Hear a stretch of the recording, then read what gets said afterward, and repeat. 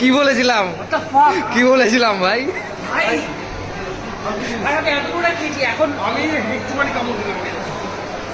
ভাই তাও খাচ্ছিস ভাই? শুভ একবার টেস্ট কর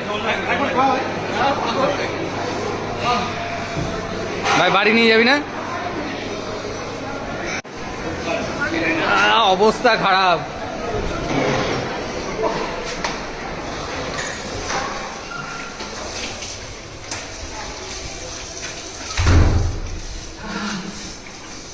কি অবস্থা তোদের? একটু খেয়েছি ভাই। আকাশ,